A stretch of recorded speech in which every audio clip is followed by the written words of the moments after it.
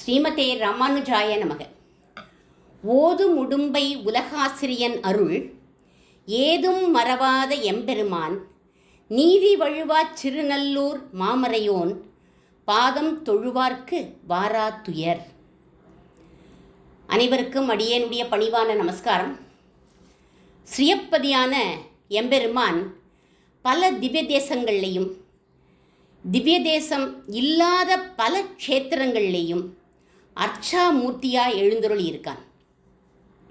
அர்ச்சாமூர்த்தியோட பெருமைகளை சுவாமி பிள்ளைலோகாச்சாரியார் பல சூரணைகளில் சொன்னதை போன வாரம் நாம் அனுபவித்தோம். இன்றைக்கும் மற்றொரு அழகான சூரணையை பார்க்கலாம்.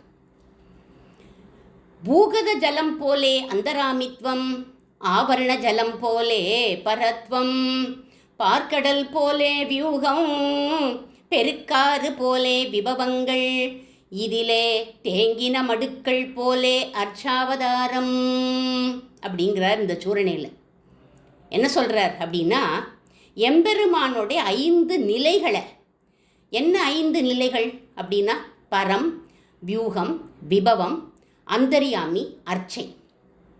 இந்த 5 நிலைகளையும் நீர்நிலைகளோட ஒப்பிட்டு சொல்கிறார். பரம் என்பது ஆவரண ஜலம் அப்படிங்கிறார். ஒருத்தனுக்கு ரொம்ப தாகமாக இருக்குது, தீர்த்தம் வேணும் அப்படின்னு கேட்குறான். ஆவரண ஜலம்தான் இருக்கே, போய் சாப்பிடு அப்படின்னார்கள். அது எங்கே இருக்குது அப்படின்னு கேட்டான்.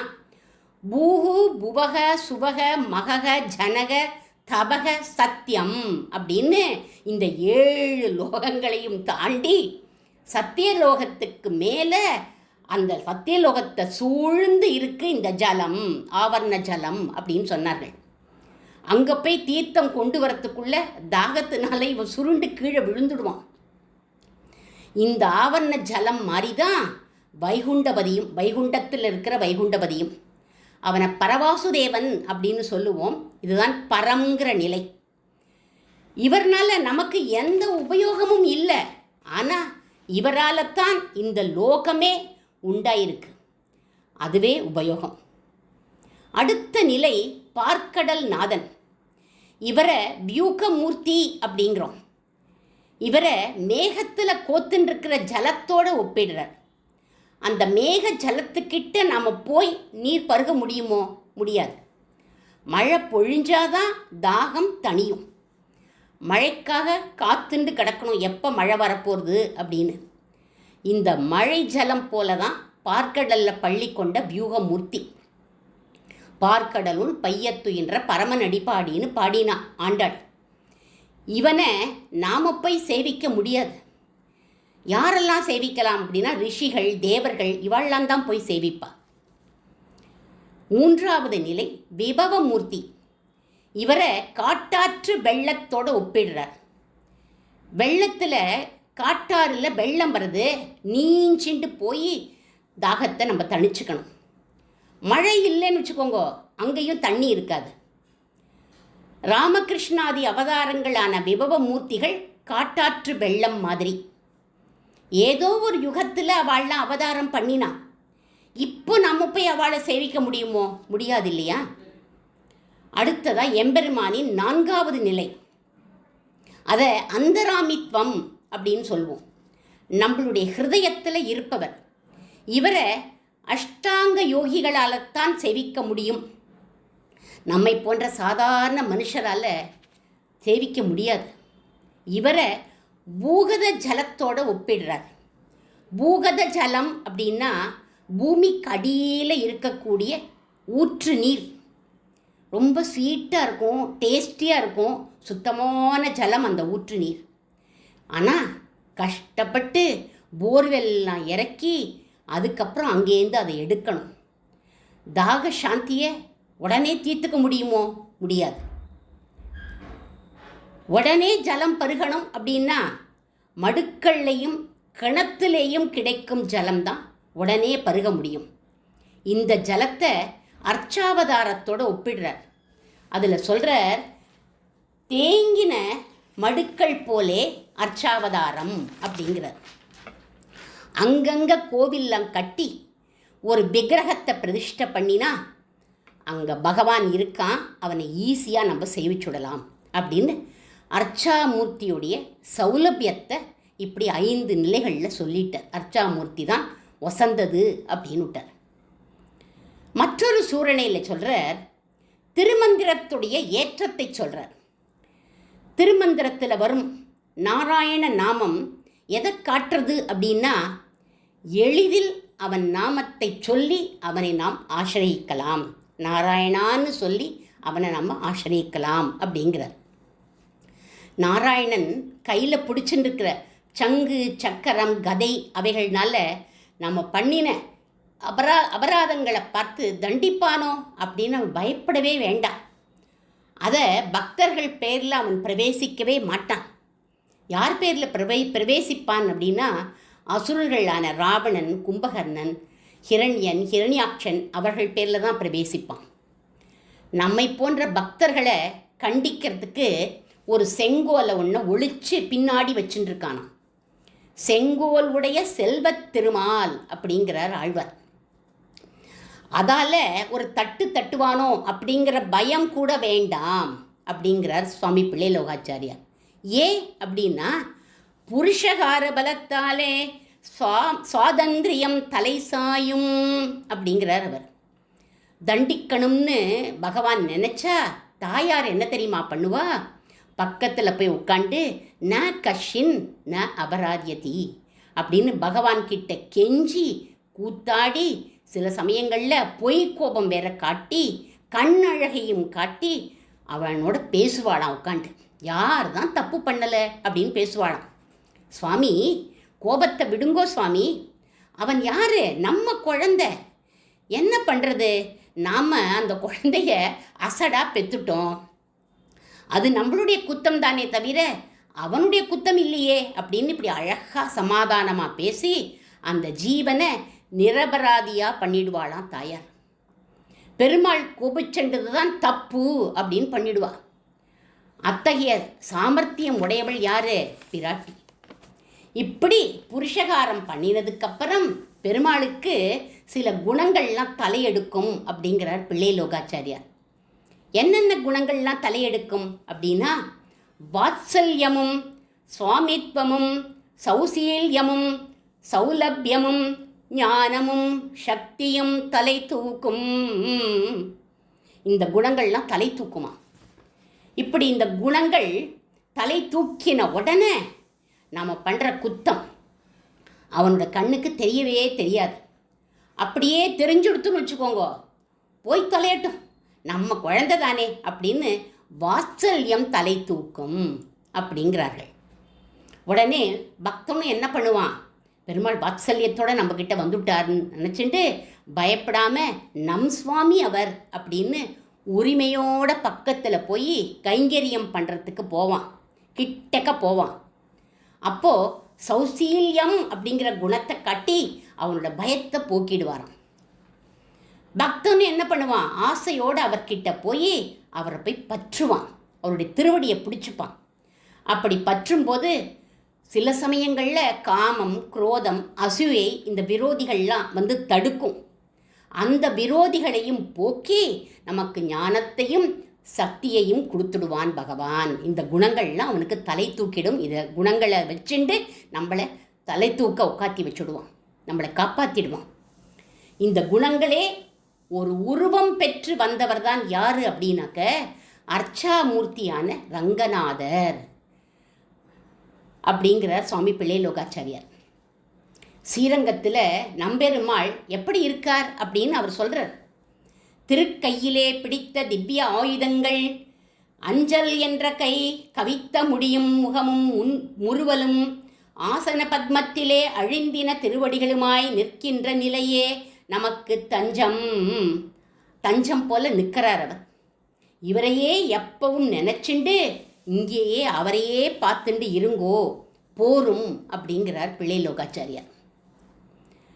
நாராயணா அப்படின்னா ஏதோ நாராக, அயனம், நரர்களின் சமூகம், 6 அர்த்தம் 8 அர்த்தம் இப்படிலாம் சொல்லுவா. யார்?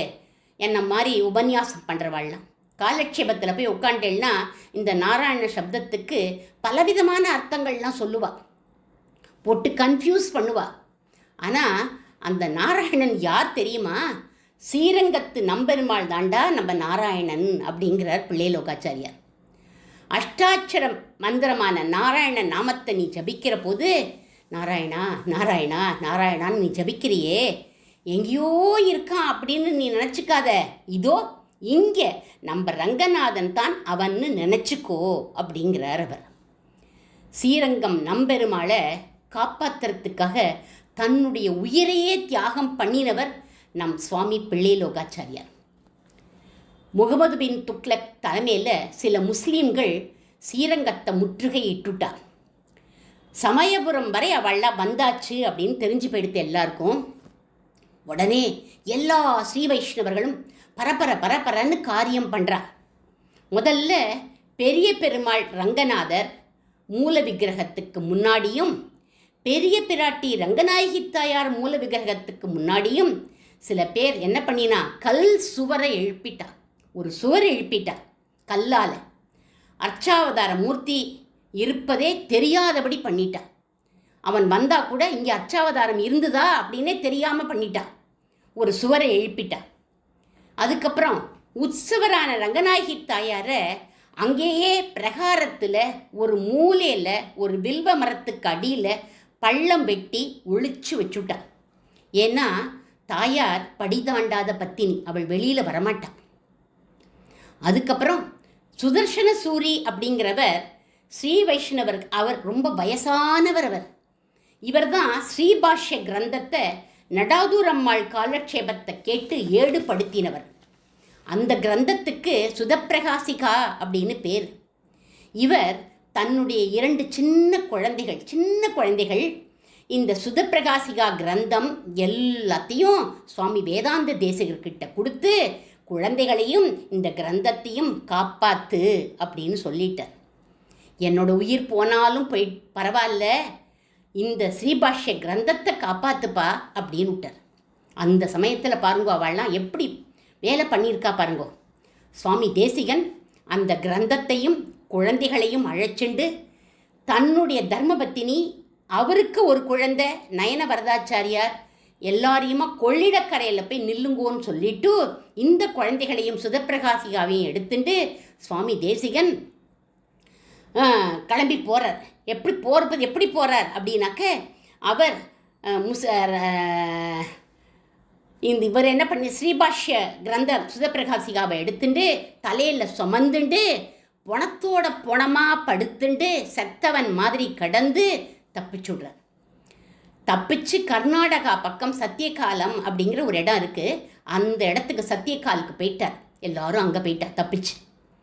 இவர் மட்டும் இந்த கிரந்தத்தை காப்பாற்றி கொடுக்காம போயிருந்தா இன்னைக்கு நமக்கு சுவாமி ராமானுஜருடைய ஸ்ரீபாஷ்ய கிரந்தம் கிடைக்காமையே போயிருந்திருக்கும். எப்படிலாம் இவள்லாம் அந்த சுச்சுவேஷனில் வேலை பார்த்துருக்கா பாருங்கோ. சுவாமி தேசிகரை பற்றி சொன்னேன். சுவாமி பிள்ளை லோகாச்சாரியாரும் எப்பேற்பட்டவர், 2 பேருமே சுவாமி வேதாந்த தேசிகனும் பிள்ளை லோகாச்சாரியாரும் சமகாலத்தவர்கள். அப்போது அவர் என்ன பண்ணினார்னு பார்க்கலாம். அதுக்கு முன்னாடி அவள்லாம் வந்துட்டா. எல்லா முஸ்லீம் படைகள்லாம் வந்தாச்சு. அவள்லாம் 1000க்கு மேலே உள்ள ஸ்ரீ வைஷ்ணவர்கள்லாம் கொன்று குமிச்சா. அவளும் என்ன பண்ணினா, தங்களுடைய உயிரையே தியாகம் பண்ணி பெருமாளை காப்பாற்றினா போரும் அப்படின்னு இருந்தார்கள். அந்த முஸ்லீம்கள் பண்ண அட்டகாசம் ஹிஸ்ட்ரியிலேயே இருக்குது, இன்றைக்கும் இருக்குது ஹிஸ்ட்ரியில். அதெல்லாம் எழுதி வச்சிருக்காவா. நம் சுவாமி பிள்ளை லோகாச்சாரியார் என்ன பண்ணார் அந்த சமயம்? அப்போ அவருக்கு வயசு 106. அந்த தள்ளாத வயசில் சில ஸ்ரீ வைஷ்ணவர்களோட உற்சவரான நம்பெருமாளை ஏழை பண்ணிண்டு ஓட்டமும் நடையுமா அந்த ஸ்ரீரங்கத்தை விட்டு நடந்து ஓடி வரார்கள். அங்கங்கே டெம்பரரியாக ஒரு கீத்து கொட்டகையை போட்டுண்டு அங்கங்கே கையில் கிடைச்ச சாமான்களை வாங்கி பெருமாளுக்கு திருவாராதனம் பண்ணிட்டு கடைசியாக ஜோதிஷ்குடி அப்படிங்கிற இடத்துக்கு வந்துட்டார்கள். மதுரை பக்கத்தில் மதுரை தாண்டி கொஞ்சம் தூரத்தில் இருக்குது இந்த ஜோதிஷ்குடி. பிள்ளை லோகாச்சாரியாருக்கு 106 வயசு. அவருக்கு ரொம்ப தள்ளாமை வந்துடுத்து.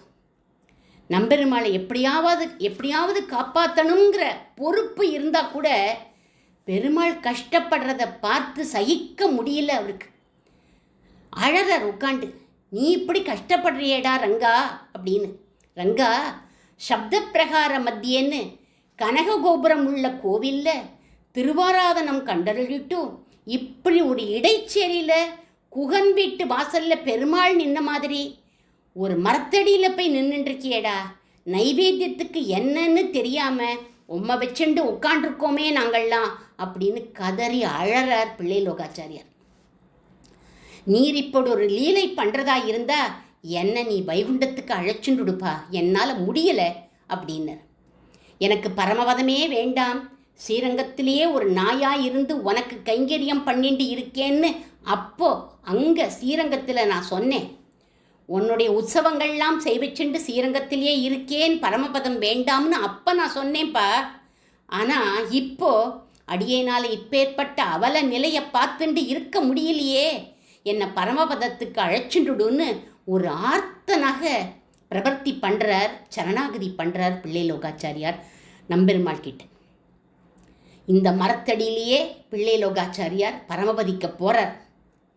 இவருடைய பலத்தால் தானே மற்ற ஸ்ரீ வைஷ்ணவர்கள்லாம் வந்தா.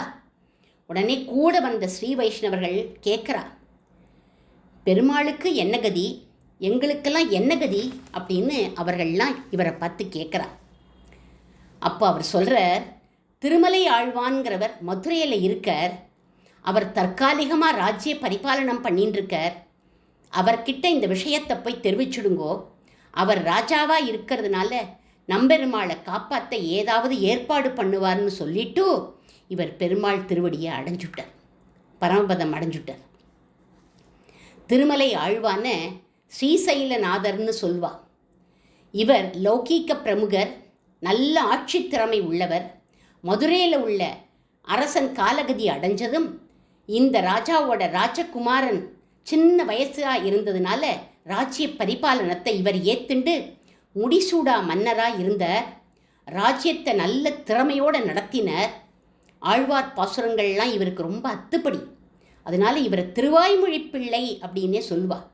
இவர் தான் சுவாமி மணவாள மாமுனிகள் சின்ன வயசாக இருக்கிற போது பகவத் விஷயம், சம்பிரதாய விஷயங்கள்னு எல்லாத்தையும் சொல்லி கொடுப்பார். இவரை ஞானப்பிதா அப்படின்னு அழைப்பார் மணவாள மாமுனிகள்னு. மணவாள மாமுனிகளை பார்க்குற போது நான் அடியேன் சொல்லியிருக்கேன். இந்த ராஜாவான திருமலை ஆழ்வான் கேரள மன்னனுடைய உதவியினால் நம்பெருமாளை கர்நாடக தேசம் வழியாக ஆந்திர பிரதேசம் போய் அங்கே அரசராக இருந்த சந்திரகிரி ராஜாவோட உதவியினால் திருமலைக்கு போயிட்டார். 48 வருஷம் கழித்து ஸ்ரீரங்கத்துக்கு திரும்பி வரார். எப்படி திரும்பி வரார் பாருங்கோ.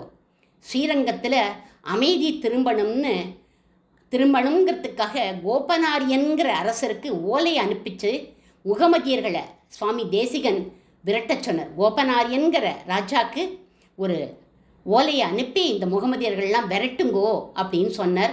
சுவாமி வேதாந்த தேசிகன் கர்நாடகாவில் தானே இருக்கார், சொன்னார் அவர். அவனும் அங்கேருந்து வந்து இந்த முகமதியர்கள்லாம் முறியடித்தான், ஸ்ரீரங்கத்தை மீட்டுட்டான். நம்பெருமாளை எழுந்தருளை பண்ணணும். இவன் செஞ்சிக்கோட்டையில் இருக்கிறவர் நம்பெருமாள். அங்கேருந்து நம்பெருமாளை எழுந்தருளை பண்ணிட்டு வரத்துக்குள்ளே தேசிகருக்கு வயசாகிடுது. சுவாமி தேசிகரும் திருநாடு அலங்கரிச்சுட்டார். பிள்ளை லோகாச்சாரியாரும் திருநாடு அலங்கரிச்சுட்டார். சுவாமி தேசிகரும் திருநாடு அலங்கரிச்சுட்டார். 2 பேரும் இல்லை.